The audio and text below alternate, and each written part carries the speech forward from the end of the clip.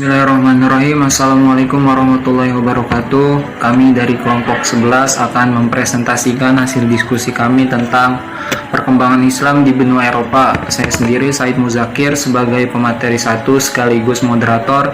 Kemudian ada teman saya Firda Oktaviana sebagai pemateri 2, dan kemudian ada Santi Zubaida sebagai pemateri 3. Islam di Eropa. Masuk ke Islam di Eropa merupakan berkat dari invasi Turki ke wilayah Eropa, yaitu melalui Sisilia. Sisilia itu daerah dekat Italia, Spanyol, dan juga penaklukan Balkan. Balkan itu negara-negara Eropa di bagian tenggara, yaitu seperti Bosnia dan Herzegovina, Yunani, dan lain-lain. Namun tetap yang paling memberi andil besar adalah penaklukan negeri Andalusia atau yang kita sebut sekarang sebagai Eropa, yang mana mengingat bahwa kaum muslimin pernah menguasai bangsa Andalusia tersebut lebih dari 7 abad, yaitu kalau tidak salah pada zaman dinasti Umayyah, Khalifah Al-Walid. Di Spanyol juga menjadi tempat peradaban umat Islam Eropa, baik dalam hubungan ekonomi, sosial, politik, atau peradaban antar negara. Jadi dapat disimpulkan bahwa perkembangan Islam di Eropa hingga bisa berkembang sampai saat ini merupakan hasil dari hasanah ilmu pengetahuan Islam yang berkembang pada periode klasik atau zaman dulu. Kemudian ada fase-fase Islam di Eropa. Fase pertama atau fase masuknya dan berkembangnya Islam kurang lebih sekitar 711 sampai 912 Masehi. Yang kedua ada fase puncak atau fase kejayaan dan kemundurannya, yaitu fase 912 sampai 976 Masehi. Ketiga, fase kehancuran Islam di Eropa itu pada masa 976 sampai 1031 Masehi. Nah, pada fase yang pertama yaitu fase awal, yang tadi saya bilang dimulai sejak zaman dinasti Umayyah, karena pada dinasti Umayyah ini perluasan Islam itu telah mencapai Eropa, yaitu pada masa Khalifah Al-Walid, yang mana beliau dulu berkedudukan di Damaskus. Nah, pada saat itu Khalifah Al-Walid mengirimkan pasukan ke Afrika Utara untuk memperluas wilayahnya. Nah, kemudian beliau mengutus Mus bin Musyair yang saat itu menjabat sebagai gubernur untuk mengutus bawahannya lagi, yaitu Tariq bin Ziyad, yang merupakan panglima yang terkenal pada masa dinasti Umayyah, beserta pasukannya untuk melakukan penjajakan ke wilayah atau ke benua Eropa. Nah, kemudian sekitar tahun 710, Tariq bin Ziyad dan pasukannya yang merupakan mayoritas masyarakat Arab itu mengulangi misinya kembali untuk memperluas wilayah dengan menyeberangi Laut Tengah menuju daratan Spanyol, dan ia sertakan pasukannya mendarat di suatu bukit yang kemudian dinamakan Jabal Tariq atau dikenal dengan nama Gibraltar. Nah, kemudian pasukan Tariq bin Ziyad ini melawan Raja Spanyol, yaitu Raja Roderick. Jadi terjadi perang antara umat muslim dan juga Spanyol. Nah, peperangan tersebut berlangsung selama 8 hari. Akhirnya dimenangkan oleh pasukan Islam, sedangkan Raja Roderick dan pengikutnya melarikan diri ke barat laut. Kemudian wilayah Spanyol dikuasai oleh Islam, yaitu di mana daerah-daerahnya adalah Archidona, Toledo, dan Granada. Kemudian berhasil ditundukkan oleh panglima yang tadi saya sebut, yaitu Tariq bin Ziyad.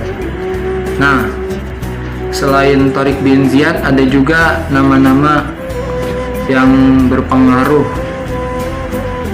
dalam keterlibatan umat Islam dalam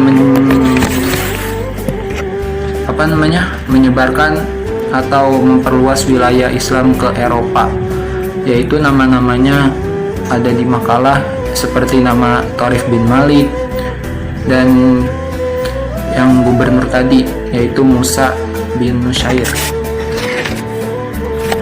Nah, kemudian masa kejayaan Islam ini kurang lebih berlangsung lebih dari 7 abad, yaitu di Spanyol tepatnya, di mana banyak sekali lahir ilmuwan-ilmuwan ataupun para orang-orang yang memiliki ilmu pengetahuan. Di antaranya yang terkenal ada Ibnu Sina, ada apa lagi ya? Al-Ghazali, Ibnu Rushd dan lain-lain. Nah, pada masa kejayaan Islam ini juga mereka membangun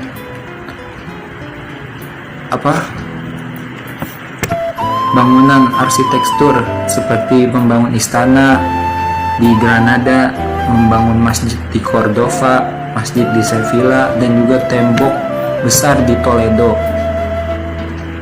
Kemudian fase yang terakhir yaitu fase runtuh atau jatuhnya Islam atau melemahnya Islam di Eropa. Ini beberapa faktor, yaitu diantaranya konflik antara Islam dan juga Kristen. Jadi para penguasa Muslim pada masa itu hanya meminta upah kepada kerajaan-kerajaan Kristen saja, tetapi dalam melakukan Islamisasi atau mengajak para anggota kerajaan Kristen tersebut untuk masuk Islam itu tidak sempurna, sehingga banyak terjadi konflik antara Islam dan Kristen. Kemudian yang kedua itu tidak adanya ideologi pemersatu. Jadi para penguasa Muslim yang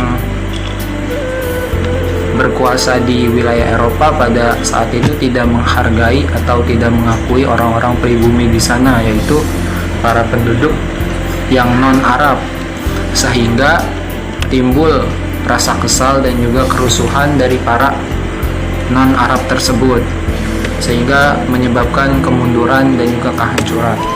Kemudian adanya kesulitan ekonomi. Seperti yang tadi saya bilang, pada masa ini kan banyak sekali ilmu pengetahuan yang berkembang, sehingga pemimpin Islam pada saat itu fokusnya lebih pada pengetahuan saja, sehingga ekonomi dari rakyat-rakyat ataupun masyarakat Muslim di sana maupun non-Muslim di sana itu tidak begitu diperhatikan, sehingga timbulnya kerusuhan dan juga mempengaruhi kondisi pemerintahan di sana, dan masih banyak lagi faktor-faktor yang lain. Jadi pada intinya Islam di Eropa ini berkembang sangat lama dengan banyaknya kemajuan, dan juga kehancurannya ini disebabkan oleh beberapa faktor yang tadi saya jelaskan. Untuk yang selanjutnya akan dijelaskan oleh teman saya. Bismillahirrahmanirrahim. Assalamualaikum warahmatullahi wabarakatuh. Saya Firdaus Tafiana, izin melanjutkan presentasi dengan sebab pertumbuhan Islam di benua Eropa. Dalam segi pertumbuhan pada saat ini memanglah belum sebanyak saat era modern saat ini. Yang konon faktanya, di saat ini maraknya aksi anti-Islam di dunia Eropa hingga banyaknya aksi terorisme yang mengatasnamakan Islam membuat umat Islam sedang dalam situasi sulit dan membuat agama Islam semakin buruk citranya di mata masyarakat Barat. Justru dalam situasi sulit semacam itu dan di tengah-tengah isu Islamofobia, ternyata beberapa negara di Eropa memiliki jumlah populasi Muslim yang semakin pesat pertumbuhannya Islam. Dalam riset yang dipublikasikan pada tahun 2017 ini di Jerman mengungkapkan jumlah umat Islam yang tinggal di benua Eropa saat ini mencapai angka sekitar 53 juta jiwa dan konon masih akan terus meningkat dengan adanya banyaknya para pendakwah di wilayah barat tersebut. Kemudian dilanjutkan dengan aspek ajaran Islam yang dikembangkan. Aspek ajaran agama Islam yang diajarkan di Eropa ada 3. Yang pertama akidah, yang kedua syariah, dan yang ketiga ada akhlak. Pada dasarnya ketiga ini merupakan suatu rangkaian yang harus ada dan tidak dapat dipisahkan.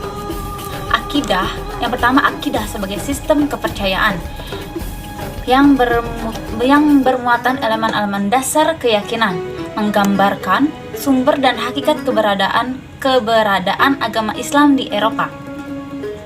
Sementara syariah, yang kedua syariah sebagai sistem nilai berisi peraturan yang menggambarkan fungsi agama. Kemudian yang ketiga akhlak. Yang ketiga akhlak sebagai sistematika menggambarkan arah dan tujuan yang hendak dicapai agama. Di Eropa juga sudah terdapat banyak sekali bangunan Islami atau tempat ibadah seperti masjid. Kemudian data tahun 1991 menyebutkan adanya 300 masjid di Rusia.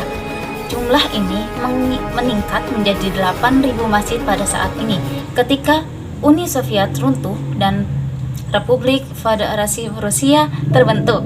Tidak ada satupun pusat pendidikan agama Islam di sana. Namun kini minimal ada 50-60 sekolah Islam yang memberikan pendidikan agama kepada lebih dari 5.000 pelajar muslim. Tahun 1991 hanya 40 warga muslim Rusia yang menunaikan ibadah haji. Akan tetapi angka itu meningkat menjadi 13.500 orang pada tahun 2005. Belgia memiliki jumlah masjid terbanyak di Eropa, mencapai 1.200 unit. Jumlahnya hampir menyamai negara-negara di Timur Tengah. Selain Belgia juga tercatat sebagai negara dengan jumlah pelajar muslim terbesar di Eropa. Lebih dari 3.000 siswa menempuh pendidikan di sekolah Islam setiap tahunnya. Hebatnya, di sekolah umum juga diberikan kurikulum Islam. Dari data statistik, Mufti Bulgaria menyebutkan sebanyak 3.372 siswa mengikuti kelas agama Islam pada 2011. Jumlah itu meningkat 6 kali lipat ketimbang tahun ini. Terima kasih. Selanjutnya akan dilanjutkan oleh Saudari Santi Zubaidah. Wassalamualaikum warahmatullahi wabarakatuh. Bismillahirrahmanirrahim. Assalamualaikum warahmatullahi wabarakatuh. Perkenalkan, nama saya Santi Zubaidah. Saya ingin menyampaikan dampak yang ditimbulkan dari perkembangan Islam di benua Eropa bagi umat Islam di dunia. Pengaruh peradaban Islam ya, termasuk di dalamnya pemikiran Ibnu Rushd. Ibnu Rushd ke Eropa berawal dari banyaknya pemuda-pemuda Kristen Eropa yang belajar di universitas-universitas Islam di Spanyol, seperti Universitas Córdoba, Seville, Malaga, Granada, dan Salamanca. Selama belajar di Spanyol, mereka aktif menerjemahkan buku-buku karya ilmuwan Muslim. Pusat penerjemahan itu adalah Toledo. Setelah pulang ke negaranya, mereka mendirikan sekolah dan universitas-universitas yang sama. Universitas pertama Eropa adalah Universitas Paris yang didirikan pada tahun 1231 Masehi, 30 tahun setelah wafatnya Ibnu Rushd. Di akhir zaman pertengahan Eropa, barulah berdiri 18 universitas. Di dalam universitas-universitas itu, ilmu yang mereka peroleh dari universitas-universitas Islam yang diajarkan seperti kedokteran, ilmu pasti, dan filsafat. Pemikiran filsafat yang banyak dipelajari adalah pemikiran Al-Farabi, Ibnu Sina, dan Ibnu Rushd. Tanggapan umat Islam dalam menyikapi perkembangan Islam di benua Eropa. Pada tahun 2015, jajak pendapat oleh Polandia Center for Public Opinion Research menemukan bahwa 44% dari Polandia memiliki sifat sikap negatif terhadap umat Islam dan hanya 23% yang memiliki sifat positif terhadap mereka. Selain itu, banyak mayoritas yang setuju dengan pernyataan seperti ini. Umat Islam tidak toleran terhadap adat dan nilai-nilai dari mereka sendiri. 64% setuju dan 12%-nya tidak setuju. Muslim yang tinggal di negara Eropa Barat pada umumnya tidak memperoleh adat istiadat dan nilai-nilai yang khas bagi mayoritas penduduk negara itu. Sedang dalam persentasenya 63% setuju dan 14% tidak setuju. Islam mendorong kekerasan lebih jauh dari agama-agama lain.